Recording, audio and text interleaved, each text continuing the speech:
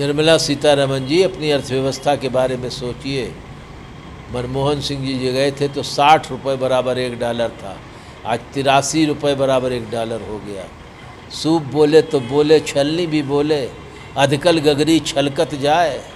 ये Nirmala Sitharaman ji cat walk मत करो, सच बात बताओ। नहीं मेरा अपने मीटिंग की अपने पार्टी कैडर की, किस लिए ये मीटिंग हुई, क्या मनी के रिस्पेक्ट में मीटिंग है ये? देश एक गंभीर आर्थिक और राजनीतिक संकट से गुजर रहा है। झारखंड देश में चर्चा का विषय है, इसलिए कि संसद में ट्राइबल बिल को बदला जा रहा है, एक्ट को बदला जा रहा है, और जो ट्राइबल्स की फॉरेस्ट एक्ट है जिसमें हम सब लोगों ने लड़ करके उनको बहुत से अधिकार दिए, उसको नए तरीके से परिभाषित करने के लिए अमेंडमेंट एक्ट में ला रही सरकार। जब विपक्ष बाहर है तो आप एक्ट को क्यों बना रहे हैं, संशोधन क्यों कर रहे हैं? ये एक्ट किसी भी सरकार ने नहीं दिया था, विपक्ष ने बहुत जोरदार आवाज़ उठाई थी, तब जाकर के ये एक्ट बनाने के लिए ज्वाइंट सेलेक्ट कमेटी बनी थी। और उस ज्वाइंट सेलेक्ट कमेटी में भारतीय कम्युनिस्ट पार्टी की गहरी भूमिका थी, क्योंकि ये गांव से जुड़ा मामला है और इसमें अगर आप परिवर्तन कर रहे हैं तो एक तरफा परिवर्तन नहीं कर सकते। इसलिए हम लोगों ने सोचा कि इस संबंध में झारखंड की भारतीय कम्युनिस्ट पार्टी जो विस्थापन के खिलाफ लड़ने की एक चैंपियन पार्टी है, विस्थापन पर हमने किताब निकाली है, किसी और ने नहीं निकाली है। इस देश के अंदर जितने आवारा पूंजी के रक्षक हैं उन सब लोगों ने जल जंगल ज़मीन पर कब्जा कर लिया है। इसलिए हम नई परिस्थिति में, जबकि विधानसभा और लोकसभा के चुनाव भी होने वाले हैं, उस पर चर्चा करने के लिए हमने अपनी राष्ट्रीय कार्यकारिणी के पार्टी के साथियों की बैठक बुलाई है, राज्य परिषद की बैठक बुलाई है। हम कार्यक्रम बना रहे हैं। हो सकता है कि आने वाले दिनों में हम पूरे देश, पूरे राज्य के अंदर प्रदर्शन करके एक विशाल प्रदर्शन हर जिला केंद्र पर करें और फिर हम यहाँ राज्य की राजधानी में भी करेंगे। इस संबंध में हमारे वरिष्ठ नेता साथी भुवनेश्वर मेहता और हमारी राज्य पार्टी के सचिव साथी महेंद्र पाठक और पूर्व सचिव साथी केडी सिंह ने कुछ योजनाएं बनाई हैं।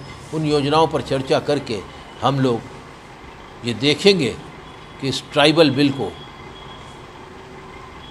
कैसे रखा जाए। इस फॉरेस्ट एक्ट के अंदर जो ट्राइबल्स की अधिकारों को छीना जा रहा है उसको कैसे रोका जाए। बिल तो नहीं है, एक्ट है वो। और ट्राइबल्स के एक्ट के साथ साथ ये जो एक खतरा और है यूसीसी का, इस पर भी हम चर्चा कर रहे हैं, क्योंकि सबसे ज़्यादा इसमें यूसीसी में अगर जो संशोधन सरकार करेगी और जो धार्मिक लहर पैदा कर रखे वो चुनाव में 2024 में लोगों का वोट हासिल करना चाहती है, उससे सबसे ज़्यादा परेशान हमारे आदिवासी होंगे। एक तरफ उनकी जल जंगल ज़मीन जाएगी और दूसरे उनके जीवन के हजारों साल के सामाजिक जीवन में, वैवाहिक अधिकारों में, रक्षा में, सुरक्षा में, वो सब अधिकार भी यूसीसी के तहत छीन लिए जाएंगे। दूसरा मामले में सिर्फ सीबीआई और एसआईटी बना देने से ये काफ़ी नहीं है। जस्टिस जो है विक्टिम के दूर तक जाना चाहिए और कोर्ट इसमें कोई कमेटी बनाएगी नहीं। उस पर उन्होंने कहा कि हम देखेंगे सरकार का क्या जवाब होता है, अगर उससे हम संतुष्ट होते तो नहीं बनाएंगे और नहीं तो हम देखेंगे आगे। कल सुनवाई होगी इस पर 2:30 बजे। विपक्ष का इंडिया का प्रतिनिधिमंडल 2 दिवसीय दौरे पर था मणिपुर में। जो अनुभव हमने किया उस अनुभव को हमने साफ साफ राज्य की गवर्नर सुश्री अनुसुईया उइके को बता दिया। जिस तरह से ये राज्य द्वारा प्रायोजित हिंसा, और उस हिंसा में सैकड़ों लोगों की जान गई, अभी तो सिर्फ 140 कहा जा रहा है। सरकार कह रही है कि सिर्फ 70,000 लोग डिस्प्लेसमेंट हैं जो तमाम राहत शिविरों में हैं। 3 लाख लोग राहत शिविरों में भाग गए। ये जो लड़ाई प्रधानमंत्री ने करवाई है, ये बीजेपी ने जो करवाई है, पहले हिंदू मुसलमान, फिर शमशान कब्रिस्तान, फिर फिल्म आ गया, शाहरुख खान और पठान, और अब हिंदू और क्रिश्चियनिस्तान। ये जो लहर चलाई जा रही है, ये लहर हम समझ रहे हैं। लगभग 3000 के आसपास मणिपुर में छोटे बड़े गिरजाघर ध्वस्त कर दिए गए, 800-900 मंदिर भी ध्वस्त कर दिए गए। ये जो लकीर खींची गई है, ये सिर्फ मंदिर और मस्जिद के विभाजन की नहीं है, मणिपुर में लोगों के दिलों के विभाजन की लकीर नरेंद्र दामोदर दास मोदी जी ने खींची है।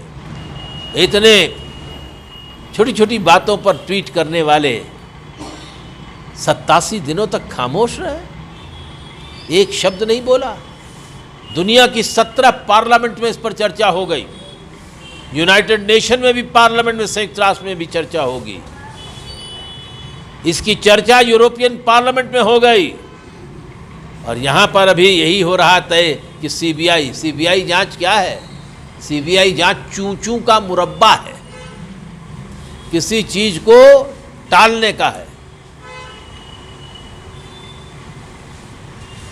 आज से 3 दशक पहले पश्चिमी उत्तर प्रदेश में पुलिस के लोगों ने दिन दहाड़े एक महिला माया त्यागी को, जो बड़ी पढ़ी लिखी महिला थी, उसको उठाकर उसके साथ रेप किया। और आज से 4 दिन पहले उस पूरी घटनाक्रम का सेशन कोर्ट के अंदर सुपुर्द किया गया है।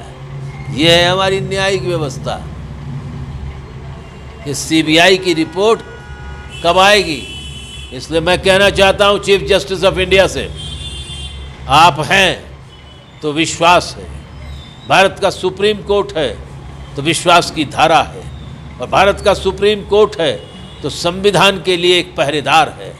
हम चौकीदार नहीं जानते, चौकीदार ने तो देश खत्म कर दिया। आज संविधान का संवैधानिक पदाधिकारी पहरेदार है तो सुप्रीम कोर्ट है। सुप्रीम कोर्ट को मणिपुर की हिंसा, जिसमें आदमी का शरीर, सर काट के ले जा रहे हैं, उस पर तत्काल किसने ये घटना की उसको सजा दिया जाए। जिन्होंने महिलाओं का सशक्तिकरण नारा दिया, मोदी जी, वही सरकार आपकी महिलाओं के निर्वस्त्रीकरण की तरफ बढ़ गई। विश्वास की नई लक्षण रेखा खींचने की जरूरत है। Finance minister